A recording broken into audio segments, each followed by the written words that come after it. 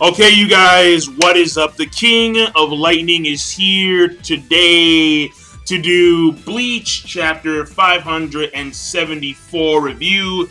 Now, before I get started, I do want to say a few things here. First of all, the PlayStation 4, it is out of my hands. It is gone.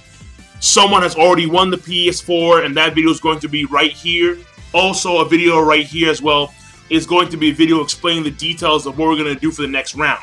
And the next round, the goal is going to be 2 PlayStation 4s and 20 volumes, 10 chosen via poll, and then 10 are going to be whatever you want them to be. And that is also going to be explained in the description box down below on patreon.com. If you want to be a part of that, go. And go. So, that being said, this chapter, very, very simple, very straightforward. Quick review, to say the least. Because all it really is it's hints at Kenpachi's power, and then it's hints at Gremmy's power. That's all it really is. And we'll actually see them actually like, in combat. And Gremmy right now seems to have the upper hand. Seems to. But not really. Because Kenpachi isn't phased.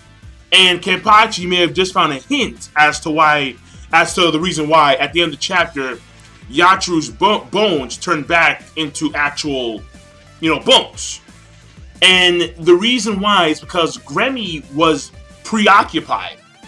He was so, I'm not going to say worried, but because he was so focused on Kenpachi and beating him and imagining things towards defeating Kenpachi, he forgot about Yachiru. And because of that reason, Yachiru's bones turned back to normal. It's along those lines. But he has to actually retain, or he has to continuously think about something in order to actually create in order to actually warp the reality when it involves that particular item or person. He has to retain it in his mind, in his memory. And so there are limitations.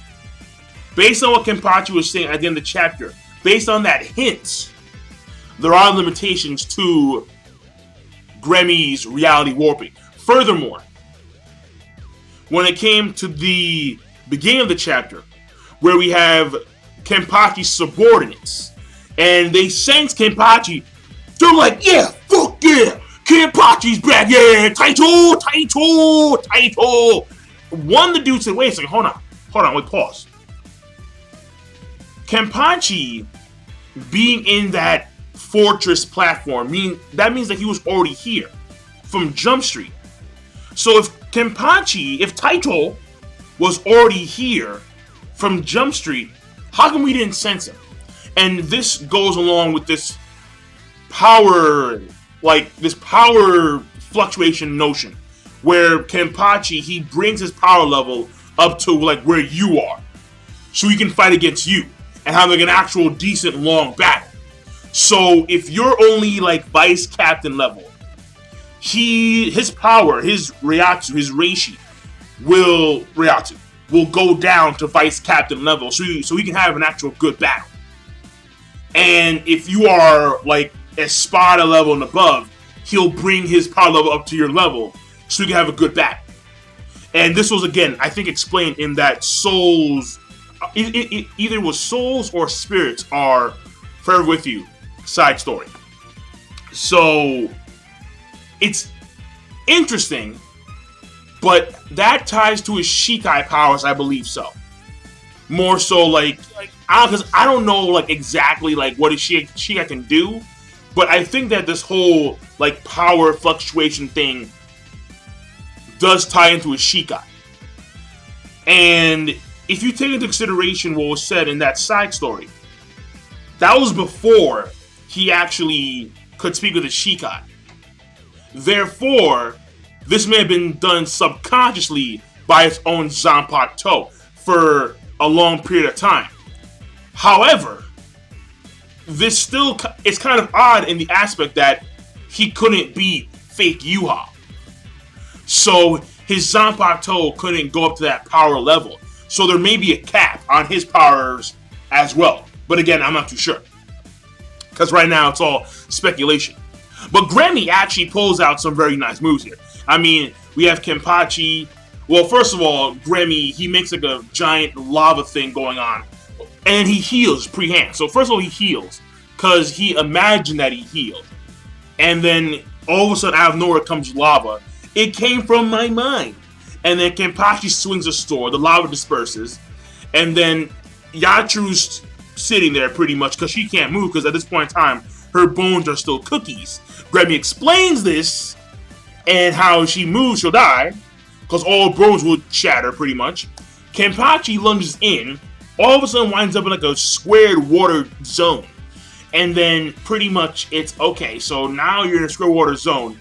And the instant later, a canyon opens up in like the plateau. And then Grammy forces Kenpachi down into the canyon. He floods the canyon with more water to try and actually drown Kenpachi. Kenpachi breaks the fuck out. Strikes. But no, it's like out of nowhere comes like a giant steel tube thingy. I don't know. It comes out of nowhere. Some kind of structure and it blocks Kenpachi's swing. And then Kenpachi explains how Yatru's bones are not fine because you forgot. Because you forgot. Alright? Now I'm here. And it's time to mincemeat this kid. So, that being said, that's pretty much the chapter. So the chapter overall, it gives us insight to what's going on with Grammy's powers and what's going on with Kenpachi's powers. And at this point in time, the fighting so far is relatively good. I mean, people are complaining about how Grammy, like, people are saying that he's not the strongest quote-unquote Star Knight. And I think that people forget that Yuha technically isn't a Star Knight. Yuha, he's the Emperor. He is the king. I combined king with emperor to get Kemperor. Whatever, fine. That's the way I roll. But he's the emperor. Therefore, he's not a Star Knight. He can't be a knight if he's the damn king. That makes no sense. So, that's number one. Number two is that from the aspect of powers alone, fuck yeah. What other Star Knight comes even remotely close to reality warping? I mean, I love Masty, don't get me wrong. The dude's awesome, but no. And then Asnot, get out of here, bro. Bazz-B, okay, he has fire, that's cool. Chengde, BG9, Kyurge, I like Kyurge, but no. So when it comes to a power standpoint, Grammy's clearly, he has the most hacked power. That's damn obvious. So, I mean, yeah, at this point in time, I see no reason not to believe him. I really don't. I mean, Hashfall, the balance, his powers are unknown at this point in time, but so far, Grammy is the strongest Star Knight. That's, to me, pretty obvious. But I'm done. King of Lightning. The chapter overall, a good chapter. So I'll see you guys later. Peace. Have a nice day.